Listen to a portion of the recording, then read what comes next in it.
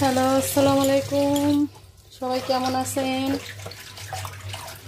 চলে আসলাম শাক দিতে। আজকে দিনে রান্না হবে শাক, ভাজি করা হবে।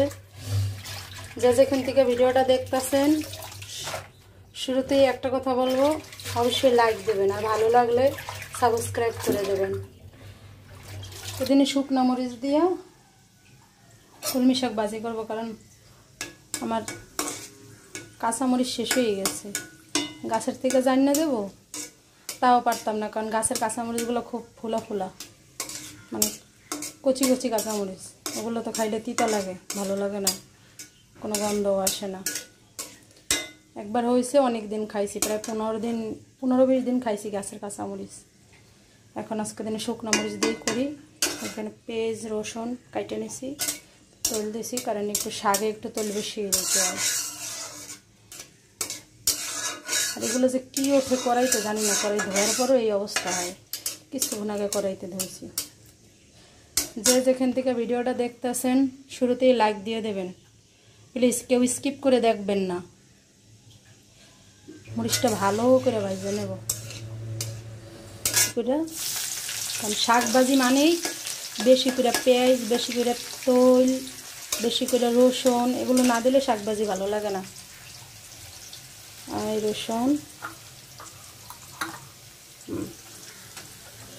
শাক ভাজি মানে অনেক পেঁয়াজ আর রসুন। অল্প পেঁয়াজ রসুনে শাক ভাজি মজা লাগে না, তেল কম দিলেও ভালো লাগে না, খুব খারাপ লাগে খাইতে। অনেক দিন পরে আমি শাক খাইতেছি। কলমি শাক কার কার প্রিয়? তো কাঁচা বাগার দেবো আজকে দিনে। কে কে আমার মতো কাঁচা বাগার দিয়ে শাক খান? অনেকে তো শাক সেদ্ধ করে তারপরে বাগার দেয়, মানে ফোড়ন দেয়। আমি বেশিরভাগই কাঁচা বাগার দিয়ে খাই, সেদ্ধ করে খুব কম খাই। এলো শাক, এখন শাক দিয়ে দেবো। পেস্টে বেশি ভাজা ভাজা করবো না, তাহলে খাইতে মজা লাগবে না।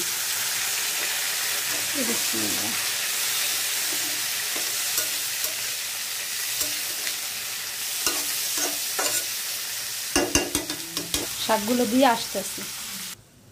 শাকের মধ্যে লবণ দিয়ে দিছি। এখন এরা মিডিয়াম আঁচে বসাই রাখবো।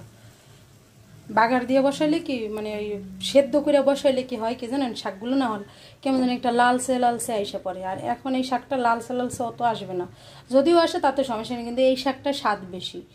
ওই সেদ্ধ করে বাগার দিলে ওই শাকটার স্বাদ খুব কম হয়। আসবো না, দেখতে থাকেন। আর বাহিরে যে কি সুন্দর তুফান হইতে আছে, ওয়েট করেন, দেখাবো।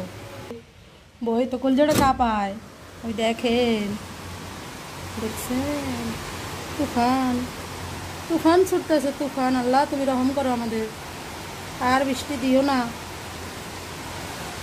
দেখছেন, আর দেখাইতে পারবো না। ঠাডা চিংড়ি, বিসমিল্লাহ। রাত্রি করছো না দাদু, তোমার দুটো পায়ে ধরে বলি।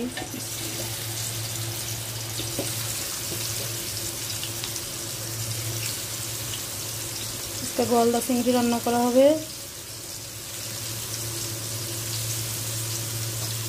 আমি এগুলো ঠ্যাং খাইতে খুব ভালোবাসি, কিন্তু আগেরবার আমার আম্মু যখন আসছে তখন বড় বড়গুলো রান্না করা হয়ে গেছে। এগুলোও বড় ছিল। আমি একদম সমস্ত উপরের ছাল বাকলা সব উড়েই ফেলাইছি। এগুলো ভাজাভাজি হোক, আবার আসতে আসি। যে জোরে জোরে ঠাডা পড়ে, কারেন্টটা পুটিস করে নিয়ে যাবে, ঘর দুয়ার সব বন্ধ করা হয়ে যাবে। আমি ফ্রিজের লাইন, ওয়াইফাই লাইন সব বন্ধ করে দিচ্ছি, কারণ প্রচুর পরিমাণ বিদ্যুৎ চমকাইতে আছে আর ঠাডা পড়তে আছে। এখন উল্টাইয়া পাল্টাইয়া দেই তেনা গো।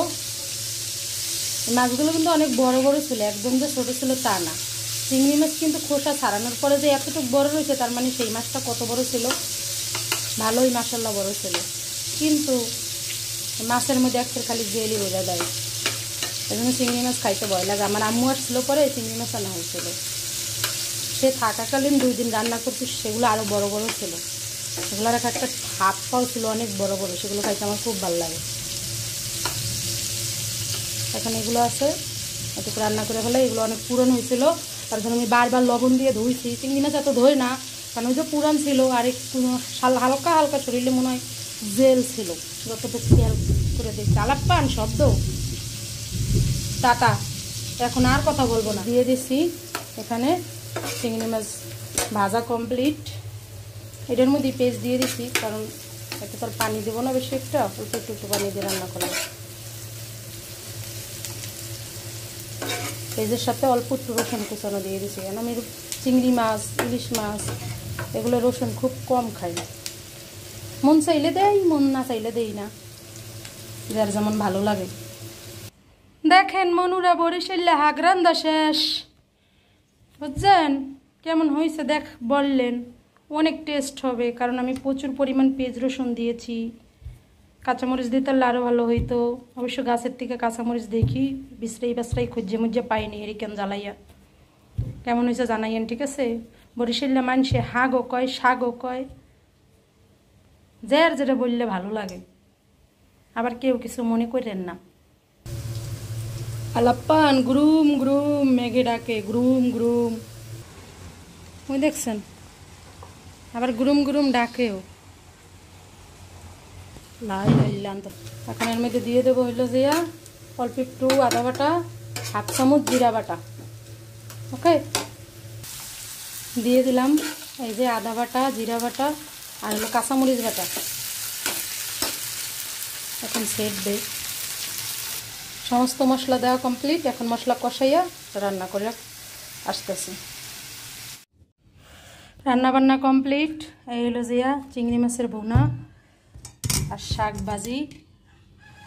আজকে দিনের চিংড়ি মাছের ভুনা হয়ে গেছে, আর ভাত।